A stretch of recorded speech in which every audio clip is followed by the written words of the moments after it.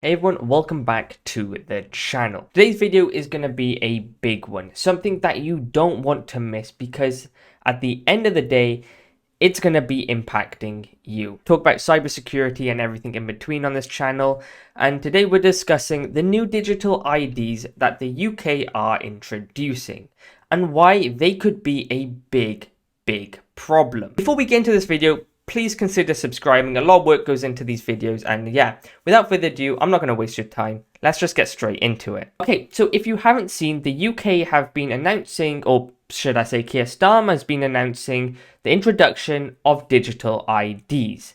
Now, digital IDs are not a new concept. This has been going around for a long time. In fact, Tony Blair during his reign was actually discussing it. However, during that time, it never became reality. However, a few years later, 2025, that's a completely, opposite side of the agenda now. And that we are seeing the digital ID era starting to begin. So why after all these years is this new ID coming into play? Why now? Why 2025? Well, Keir Starmer announced this over the week that he wants to introduce the UK first digital ID to prevent illegal immigration. The government proposed this new idea to basically fight against immigration. Here in the UK, if you don't know, there's a lot of illegal immigrants coming into the country. That's a whole different topic. I don't want to get into that.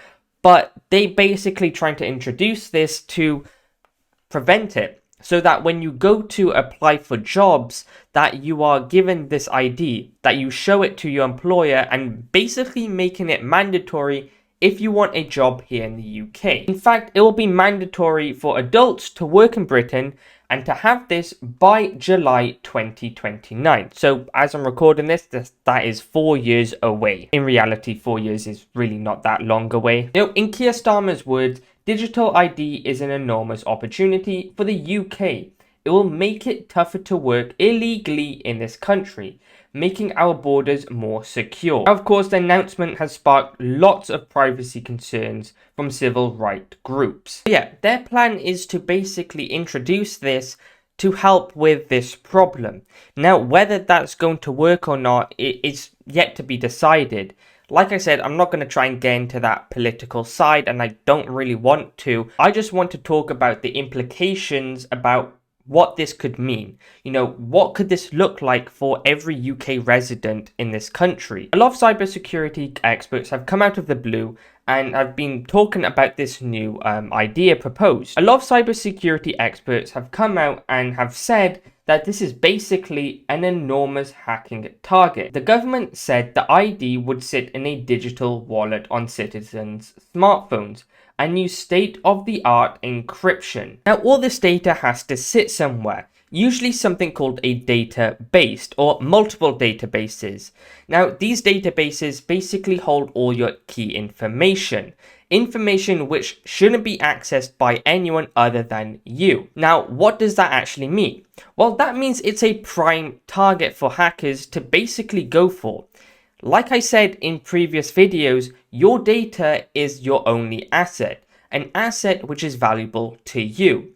It doesn't matter if you have £10 or £1 million in your bank account, your data has value to it. This is coming after the Online Safety Act, where there was a lot of privacy concerns regarding how data would be handled.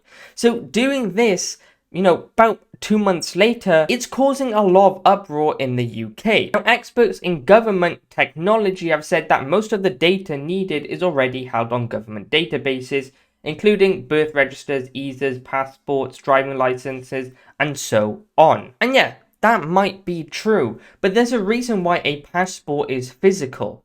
There's a reason why your driving license is physical, because that value, that data within it, that personable identifiable information is unique to you. It has value. There's a reason why you don't have that stuff on your phone. You can't just turn up to the airport, have a picture of your passport and say, hey, look at this.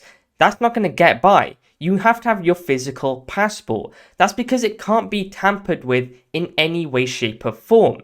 So having a UK digital emphasis on digital ID is going to cause a lot of uproar because it's a digitalization of your information, meaning people can access it through databases. People can compromise your phone and they have access to it. People can just get access through, maybe you send it through on an email or you send it through to someone else. Well, just like it's digitalization, they can get through it. These problems can lead to a mass scale phishing scams. These can lead to mass identity fraud.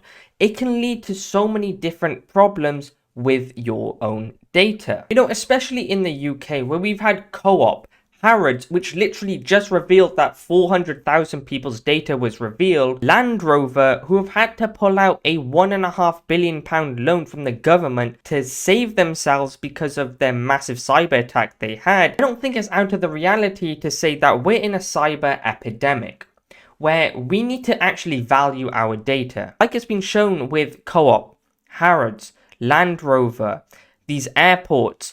It's been shown with all of these companies and governments and organizations that the data is not really that safe. Yes, there's security there, but there's no guarantee. So where we can reduce it where possible, that's the best solution. Don't use your personal information where you don't have to. If there's a choice between using it and not using it, choose not using it because it can save you in the long run. That's one of the reasons why people get bombarded with phishing scams, because they chuck their information out there like it's not worth anything. It's worth everything. So yeah, I wanted to touch up on this topic of digital IDs and what it could mean for the country. Like I said, you have all these people's data on a database. It becomes a prime target. A lot of problems could come out of it. Phishing scams, identity fraud, and so on. You don't have to be the smartest guy in the room, even though I'm currently the smartest guy in the room because there's no one else in the room. Don't know why I had to clarify that, but like I said, topic that I think people need to discuss about and talk about because there's a lot of implications that can come into play. So if you did enjoy this video, please consider subscribing and I'll hopefully see you in the next video. Goodbye.